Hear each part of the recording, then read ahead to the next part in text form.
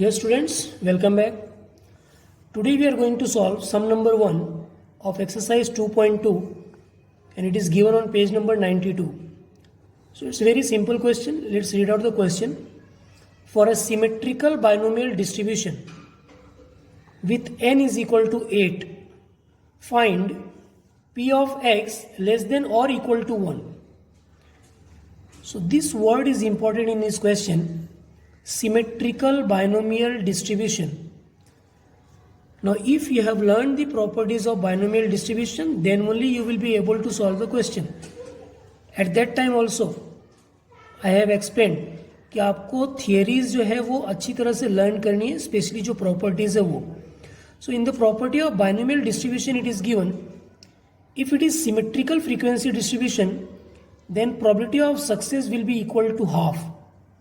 P is equal to half for symmetrical binomial distribution. अगर P half है, so Q will be 1 minus P. 1 minus P is half. 2 minus 1, 1 by 2. So Q will be half and P will be half. And n is given, n is equal to 8. Find P of x less than or equal to 1. So this we have to find out.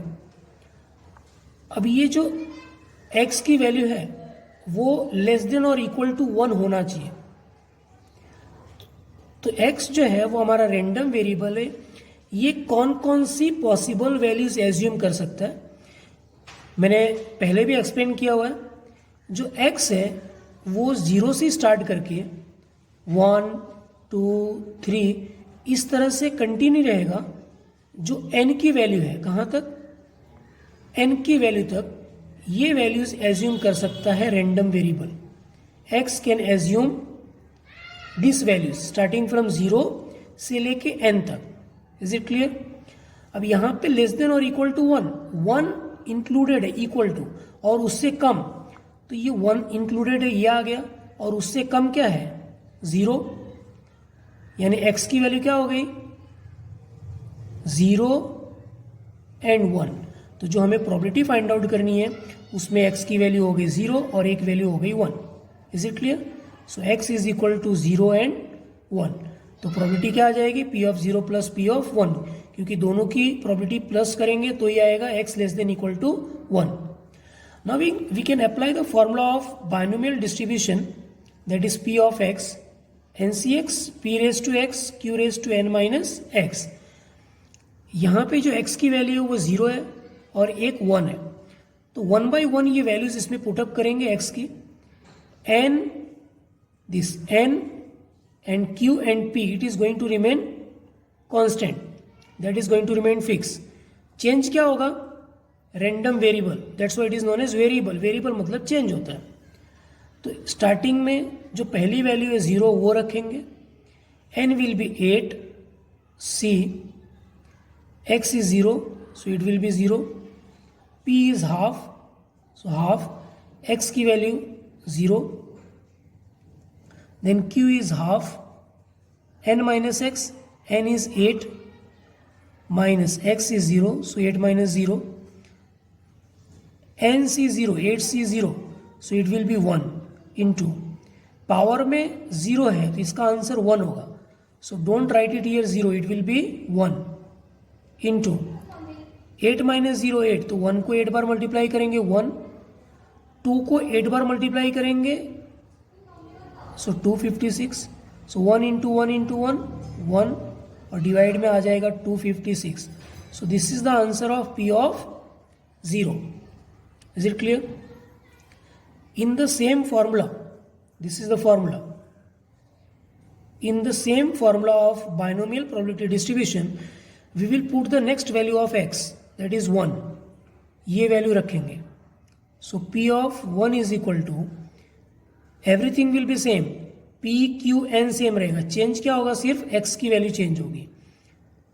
So n will be 8c, x will be 1, half x 1 हो गया तो 1 half 8 minus 1. So 8c1 will be 8, 1 के power में 1 तो 1, power में 1 है तो same answer आएगा, इंटू 8 माइनस 1 7, तो 1 के पावर में 7 तो 1 ही आना है, 2 के पावर में 7. Is it clear? Let me right it here. 1/2, 8 minus 1 7. So 8 into 1/2 into 1 के पावर में 7, you will get 1 divided by 2 के पावर में 7, so you will get 128. Now 8 into 1 into 1, 8. 2 into 128, 256. So this is the answer of P of 1. Now initially what we have to find out? This we have to find out. P of x less than equal to 1. And it was P of 0 plus P of 1. So P of 0 is 1/256 plus P of 1 8/256. Is it clear?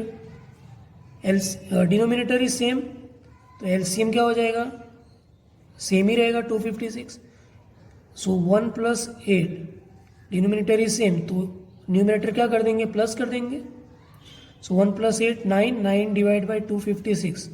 So this will be the answer of P of x less than equal to 1. Hope you have understood. Thank you.